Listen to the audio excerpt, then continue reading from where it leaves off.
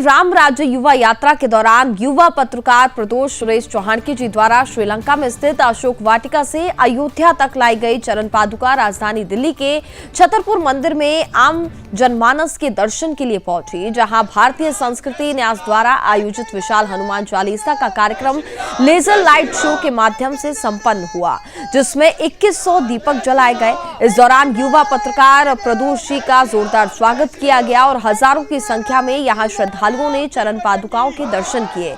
इस दौरान प्रदोष चौहानकी जी ने राम राज्य युवा यात्रा निकालने का उद्देश्य बताते हुए यात्रा का सारांश लोगों के बीच रखा। प्रदोष जी के उद्बोधन से लोगों में बेहद उत्साह देखा गया और साथ ही इतनी कम आयु में मात्र 22 वर्षीय युवा ने इतनी बड़ी जिम्मेदारी के साथ यात्रा निकाली, जिसको लेकर युवाओं में बेहद उत्साह देखा गया।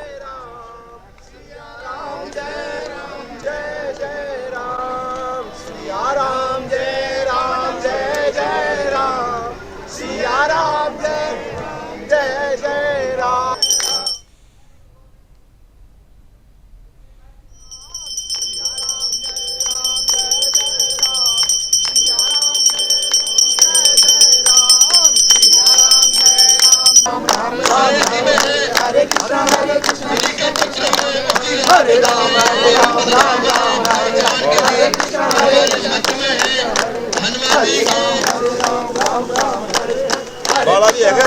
मूर्ति के नीचे बाला है क्या? 22 वर्ष की उम्र में 40 दिन की यात्रा। हरे राम हरे राम और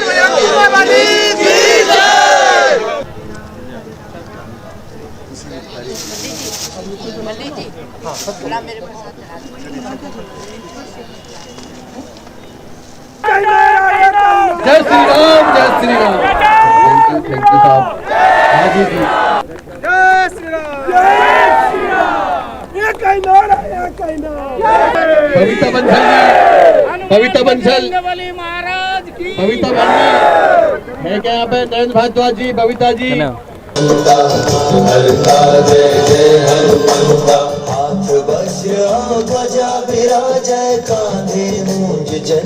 हनुमान जी के प्रतिमा के सामने उन्हीं के आदर्शों पर चलने वाले सभी छतरपुर वासियों को मेरा जय श्री राम।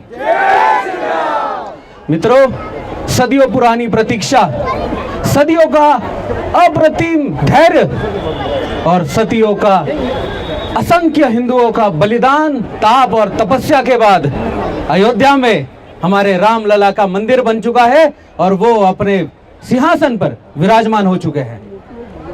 और सनातन धर्म की, मैं कहूंगा मॉडर्न डे इतिहास का सबसे बड़ा जीत जो हमारी हुई है, और उसके फल के रूप में हमें राम लला का मंदिर मिला है।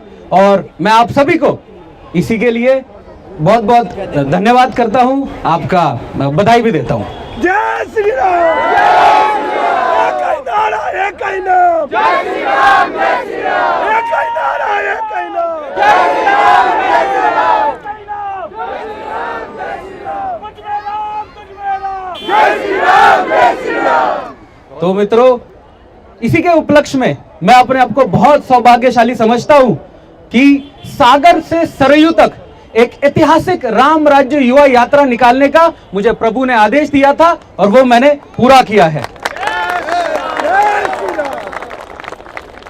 15 दिसंबर 2023 को श्रीलंका के अशोक वाटिका के सीता मां मंदिर से हमने इस यात्रा की शुरुआत करी और 22 जनवरी को रामलला के नए नवेले मंदिर में हम श्री राम जी की चरण पादुकाएं लेकर गए थे और इस यात्रा का समापन किया था।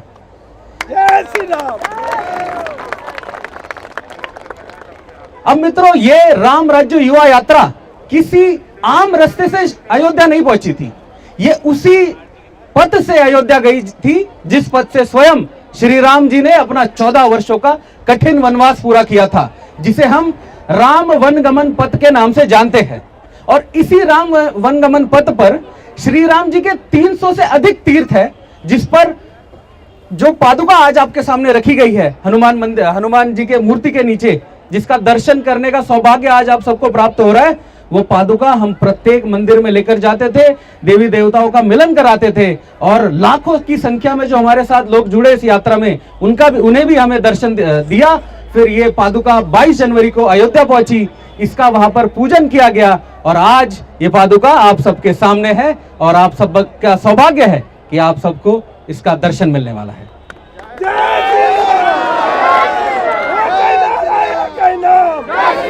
42 दिन और 10,000 किलोमीटर लंबी ये यात्रा का उद्देश्य केवल लोगों को दर्शन कराना, पादुकाओं का दर्शन कराना नहीं था।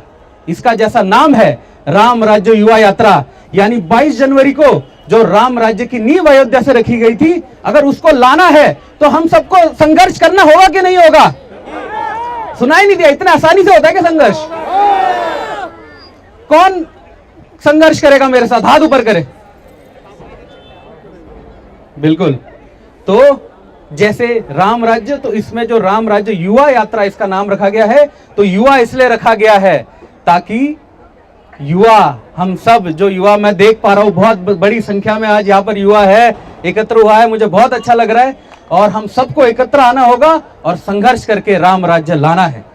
और अब आपके दिमाग में आया होगा कि क्या बस ऐसे नारों से और इस सब चीजों से राम राज्य आएगा? आएगा क्या आएगा? ऐसे नारों से राम राज्य आएगा? सुनाई नहीं दे रहा, लगता नाश्ता नहीं हुआ लोगों का शाम का।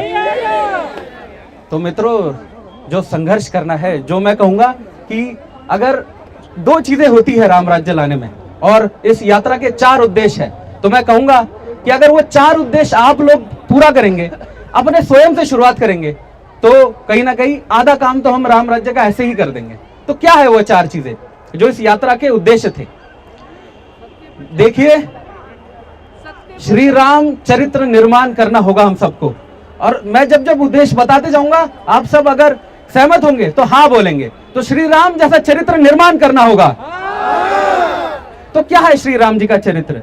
मर्यादा में रहकर हमें कानून का पालन करना होगा। देखिए, आज के सिचुएशन में, आज के सिचुएशन के हिसाब से हमें उनके जो कैरेक्टर्स है, जो उनका चरित्र है, वो हमें स्वयं में बिल्ड करना होगा।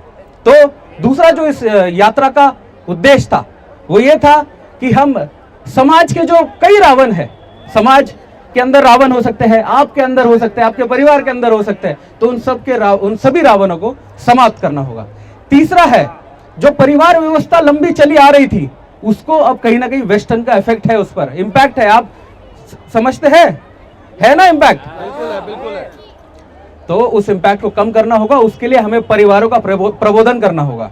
और आखिरी कि जो सबसे इंपॉर्टेंट मैं कहूंगा मुद्दा है, जो उद्देश्य था, कि हम सब युवा मिलकर राष्ट्र धर्म का कार्य करें। कौन करेगा राष्ट्र धर्म का कार्य? कैमरामैन सबको दिखाइए। जय श्री राम। जय श्री राम। तो ये था 4 उद्देश्य जो यात्रा के मुख्य उद्देश्य थे। अब जो श्री राम जी का चरित्र है, उसका परिचय मैं आपको एक कविता के जरिए, छोटी सी कविता है, उसके जरिए आप सबको सुनाना चाहूंगा। और कविता ऐसी है कि मातृ पिता की आज्ञा का तो केवल एक बहाना था, मातृभूमि की रक्षा करने प्रभु को वन में जाना था। पिता आपके राजा दशरथ, मां कौशल्या रानी थी, कैकेयी और मंथरा की भी अपनी अलग कहानी थी। भरत शत्रुघ्न रहे बिलखते, लखन ने दी बलिदानी थी, नई कथा लिखने की प्रभु ने अपने मन में ठानी थी। सिंहासन है गौन, प्रभु ने हमको पाठ पढ़ाना था, मातृ पिता की आज्ञा का तो केवल एक बहाना था, मातृभूमि की रक्षा करने प्रभु को वन में जाना था। अवधपुरी थी सूनी सूनी, टूटी जन जन की आशा, वन में हम भी साथ चलेंगे, ये थी सबकी अभिलाषा। अवधपुरी के सब लोगों ने प्रभु से नाता जोड़ लिया, चुपके से प्रभु वन गए, मोह प्रजा का छोड़ दिया। अपने अवतारी जीवन का उनको धर्म निभाना था, माता पिता की आज्ञा का तो केवल एक बहाना था, मातृभूमि की रक्षा करने प्रभु को वन में जाना था। सिंहासन पर चरम पादुका, नव इतिहास रचाना था, सन्यासी का वेश भरत ने महलों के बीच बनाया था। अग्रज और अनुज का रिश्ता कितना पावन होता है, राम प्रेम में भरत देखिए रात रात भर रोता है। भाई भाई संबंधों का हमको मर्म बताना था, माता पिता की आज्ञा का तो केवल एक बहाना था, मातृभूमि की रक्षा करने प्रभु को वन में जाना था। भक्त, अब आज हम हनुमान जी के प्रतिमा के सामने खड़े हैं, जो कि भक्ति, बल और शक्ति के सबसे बड़े प्रतीक है। मतलब भक्ति के सबसे बड़े प्रतीक हनुमान जी है ना। तो भक्त बिना भगवान की महिमा रहती सदा अधूरी है। हनुमान बिना ये कथा राम की क्या हो सकती, क्या पूरी है। सिया खोजकर लंका जलाई जिसने सागर पार किया, राम भक्ति ने जिसने अपना सारा जीवन वार दिया। भक्ति में शक्ति है कितनी, दुनिया को यह दिखलाना था, माता पिता की आज्ञा का तो केवल एक बहाना था, मातृभूमि की रक्षा करने प्रभु को वन में जाना था। अब सबसे बड़े विलन रावण की बात कर लेते हैं। रावण के अत्याचारों से सारा जगत थरथराता था। ऋषि मुनियों का रक्त बहाकर पापी खुशी मनाता था। शिव शंकर के वरदानों का रावण ने उपहास किया। शीश काटकर प्रभु ने हरि का सबको नव विश्वास दिया। रावण के अत्याचारों से जग को मुक्त कराना था, क्योंकि मातृ पिता की आज्ञा का तो केवल एक बहाना था, मातृभूमि की रक्षा करने प्रभु को वन में जाना था। अब उन्होंने कहा था कि उनको सबने ऑफर किया कि लंका में ही रहिए, किसी ने वहां पे बोला होगा, तो उन्होंने क्या बोला, मतलब उन्होंने बोला उसका अर्थ क्या है कि लंका का सुख वैभव जिनको तनिक मन से नहीं भाया, अपनी प्यारी अवधपुरी का प्यार जिन्हें वापस खींच लाया, मातृभूमि और प्रजाजनों की जो आवाज समझते थे, प्रजा हेतु निज पत्नी का भी त्याग से वो ना डरते थे, मातृभूमि को स्वर्ग धाम से जिसने बढ़कर माना था, क्योंकि मातृभूमि की रक्षा करने प्रभु को वन में जाना था। अब आखिरी पंक्ति कि जन जन मन में चेतन है जो राम कथा है कल्याणी, साधु संत सदियों से गाते राम कथा पावन वाणी, पुरखों ने उस राम राज्य का हमको पाठ पढ़ाया था, राम राज्य के आदर्शों को हम सब ने अपनाया था, भारत भूमि के राजाओं को उनको धर्म बताना था, क्योंकि मातृ पिता की आज्ञा का तो केवल एक बहाना था, मातृभूमि की रक्षा करने प्रभु को वन में जाना था। तो मित्रों, ऐसी एक कविता जो श्री राम जी का चरित्र हम सबको डिस्क्राइब करती है। और अब एक नारा संकल्प, आप कुछ भी कहिए।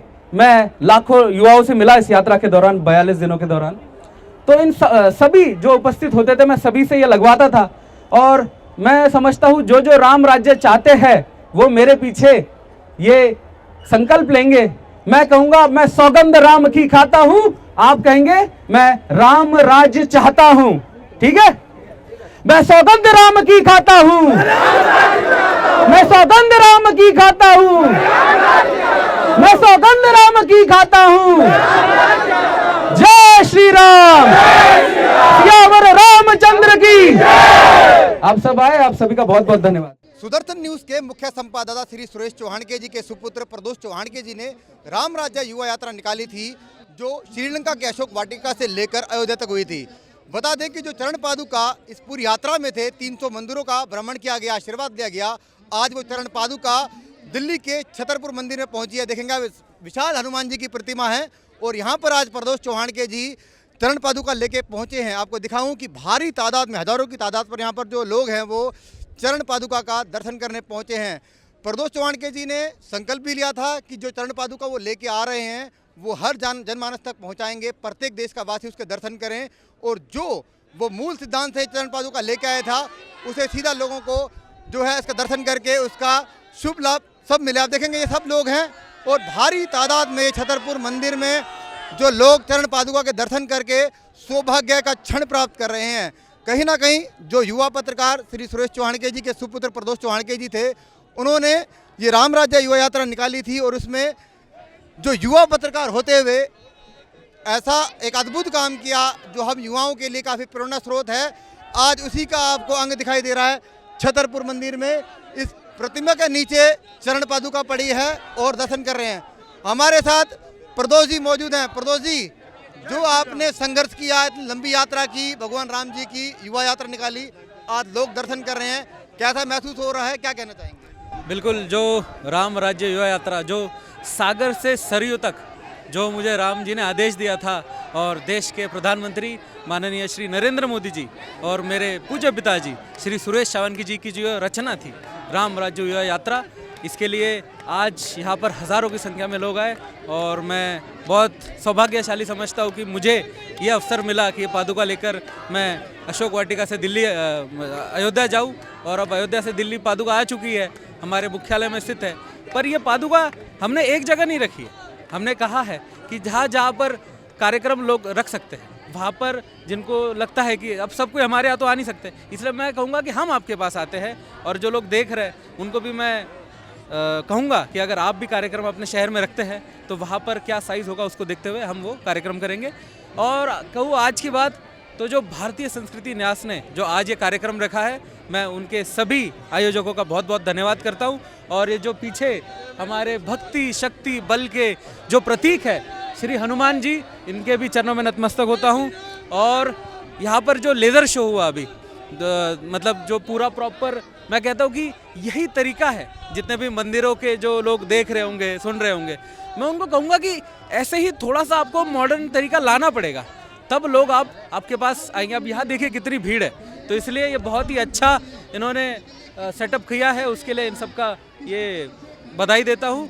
और मैं कहूँगा कि यात्रा जो हमने कहा था कि यात्रा का ट्रैवल तो ख़त्म हो गया है, लेकिन यात्रा का काम बचा है। और देखिए ये यात्रा का पहला कार्यक्रम आज दिल्ली के छतरपुर में हुआ है और अब ऐसे ही देश भर में बहुत से कार्यक्रम होते रहेंगे।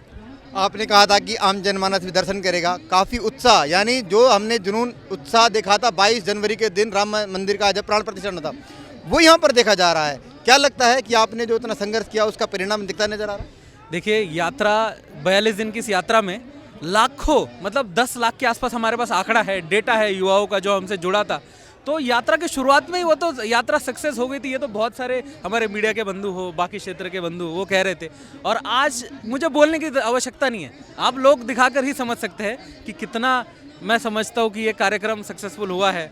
और अब तो मतलब ऐसा है ना कि राम राज्य की नींव तो रख दी थी, अब उसका काम में लगना है, ये मैं कहना चाहूँगा। देखिए प्रदोष चौहान के जी थे जो चरण पादुका लेके पहुंचे, लेकिन कार्यक्रम के जो आयोजक हैं भारतीय संस्कृति न्यास के सदस्य हमारे नरेंद्र जी, कैसा लग रहा है पूरा दृश्य देखकर? सबसे अच्छा तो पहले तो मैं धन्यवाद करूंगा भाई साहब का, प्रदोष जी का, कि पहले तो इनके पिताजी जो वे हैं वो भी हमारा पूरा साथ दिया है इस यज्ञ के अंदर भी, इस दीप जलन और जितना भी हमने आरती का शुरू किया वो शुरू से हमारे साथ हैं। और युवा हैं, सबसे बड़ी बात है युवा हैं। एक युवा ये संदेश दे रहा है कि चरण पादुका की महत्ता क्या है। आप चरण पादुका, चरण का मतलब आप सीता माता के चरण को देख लो, कितनी रिस्पेक्ट मिली उसके अंदर। और राम जी ने भी कहा कि सारा साफ कर दो वन, मेरा भाई मैं जंगल जाऊंगा जरूर आएगा, उसके लिए पूरा को उसके पैर में कांटा ना लगे। चरण की महत्ता वहाँ भी रखी गई। और जहाँ पादुका की है, सनातन धर्म में ही ये पॉसिबल है कि पादुका रखकर ही हम लोग राज्य भी कर सकते हैं, और वो समय था राम राज्य का। तो बस जय श्री राम, जय श्री राम। प्रदीप जी थोड़ा आप आ गई है, आज का कार्यक्रम, इस पूरे कार्यक्रम को देखकर कितना उत्साह, और प्रदोष जी आपके बीच में पहुंचे हैं। गजब का उत्साह है। 22 जनवरी को जो उत्साह था वो आज भी बना हुआ है, मुझे बहुत प्रसन्नता हो रही है। और प्रदोष जैसा युवा हमारे साथ हो तो उस उत्साह में चार चांद लग जाते हैं।